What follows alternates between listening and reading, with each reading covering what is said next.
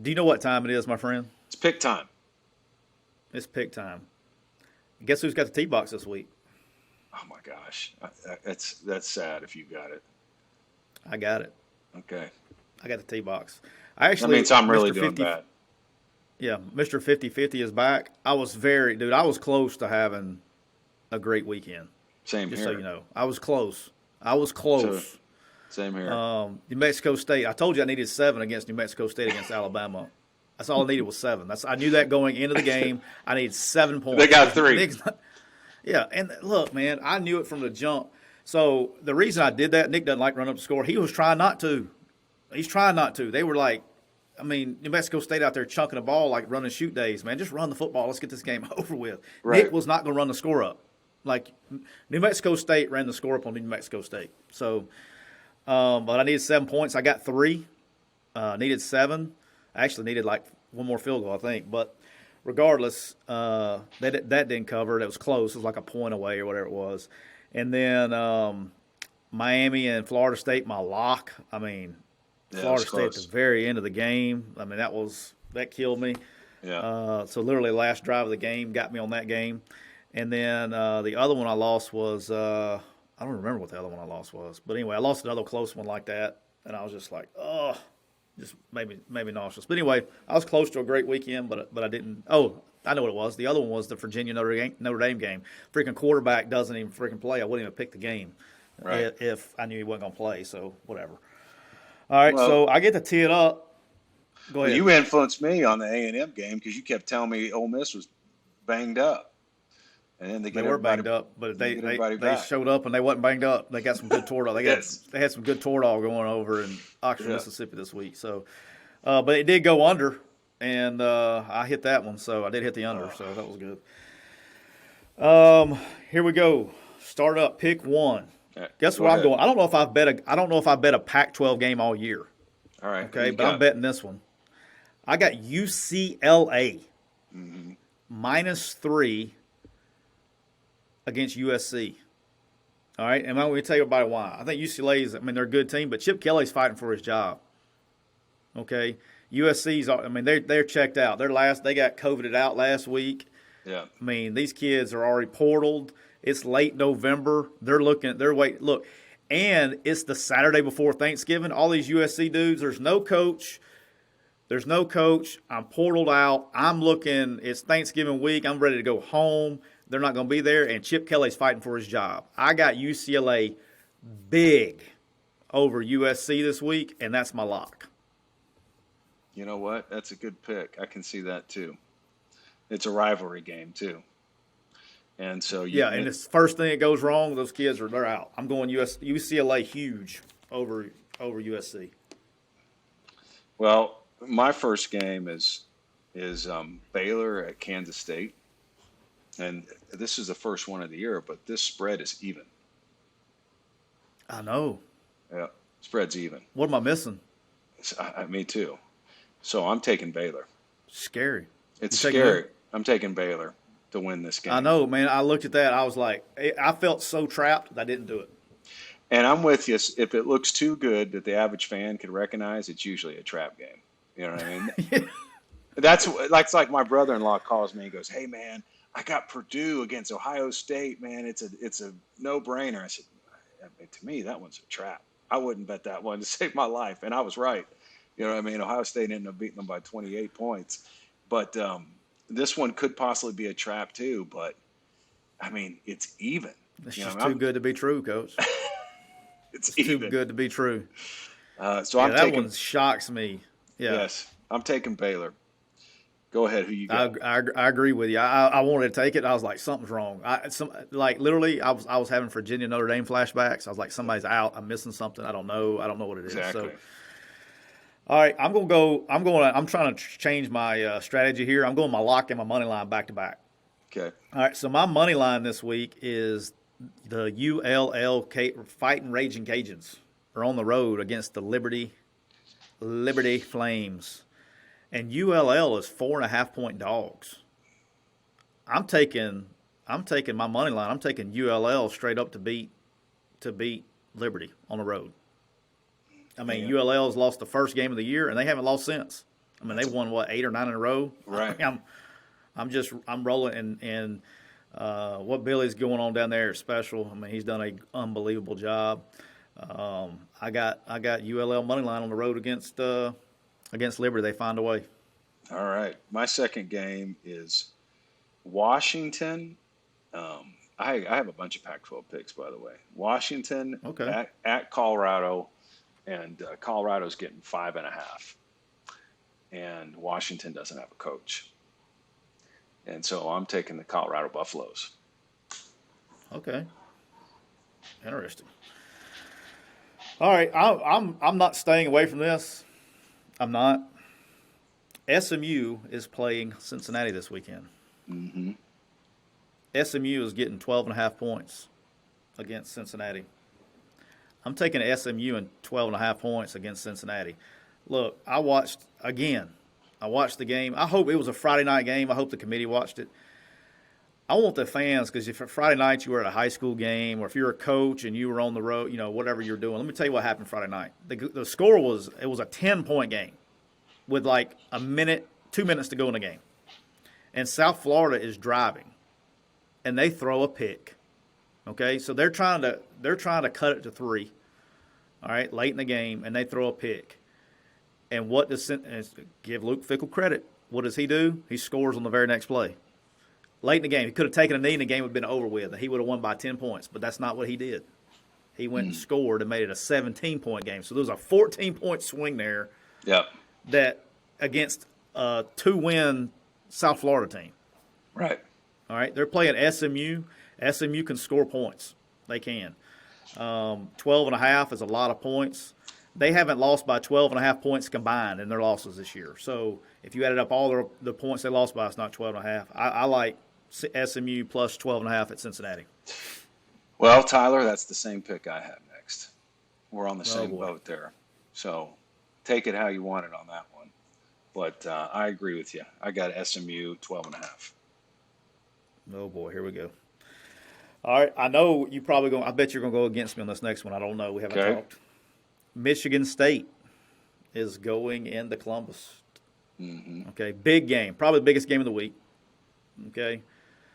Michigan State is getting 19.5 points, and I'm taking the Spartans. I'm taking Mel Tucker because, let me tell you what, where I felt like they covered this week against Purdue, but Purdue kind of did that to Purdue. They gave up a lot of big plays, and look, Michigan State, I think it's going to be a shootout, but I will tell you this. I just think they can run the football well enough to keep it under basically 3 scores or 3 touchdowns. I like Michigan State plus 19.5.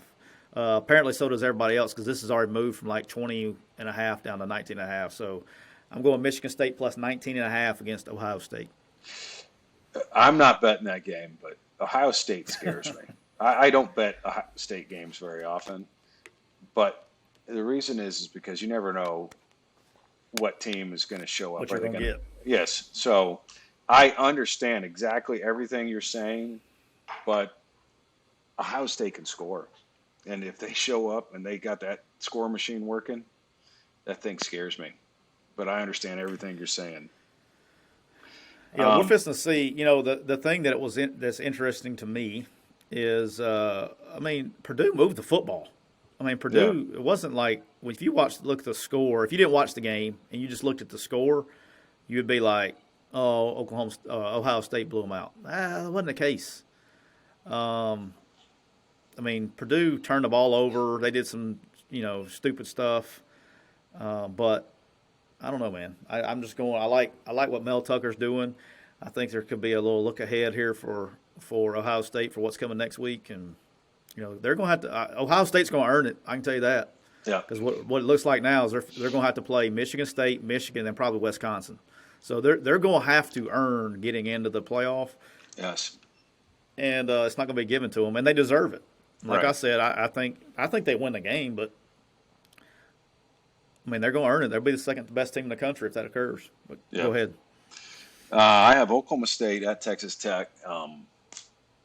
Oklahoma State is getting 10.5. Or no, Oklahoma State is negative 10.5. And I'm going to take Oklahoma State. I think that they're going to beat them by more than 10.5. DJ, Yes. we have the same pick. Oh, no. Again, Oklahoma State minus 10.5. I'm really big on this time of the year on people that got something to play for versus people who don't. All right, Texas Tech got bowl eligible last week with a walk-off 63-yard field goal. Oh, How my awesome was that? gosh. How incredible was that? How awesome was that?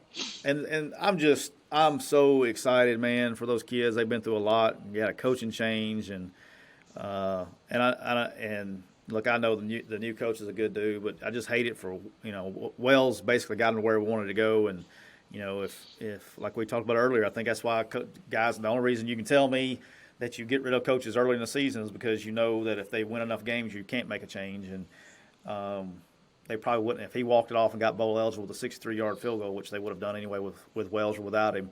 They had to keep him. So, but anyway, long story short is they're eligible. I think they're going to have some relaxed feelings, like it's not that big of a deal. We're bowl eligible. They're going to be flying a little high in Lubbock and Oklahoma State. They got to go. They actually have a shot here, so they got to go. I think they blow the doors off of them. I think 10.5 is not even close to enough. I'm with you on that. Oklahoma State minus 10.5. Go ahead, it's your turn. I'm taking as my money line. My lock is the Baylor Kansas State game, by the way, and my money line game is Oregon versus Utah. Utah's favored by 3, and I think Oregon's going to win this game. Oof. DJ, I'm worried. This one worries me, man. This one worries me. It's at Utah. If Utah let me tell you, the formula for disaster for the Oregon Ducks, if you watch this game, the formula is if they get behind early in this game, the emotions ride high or whatever it is, and Utah gets going, because Utah's playing good football right now. They are playing good. And they're playing really good at home. If they get behind, I think Oregon's going to struggle to play from behind. I just think they would. That's the formula for disaster. The formula for success is obviously if they can get ahead and start, grinding them out and leaning on them, low gravity on them. So that's going to be interesting. And then here's the other thing you got to look at. They're going to have to play twice. Okay, so they're going to play now. Okay, even if Oregon wins, you got a tie with Arizona State in the South, and that puts Utah beat them head to head. So they're going to have to play again. So it's going to be tough to beat somebody twice in this matchup, I think.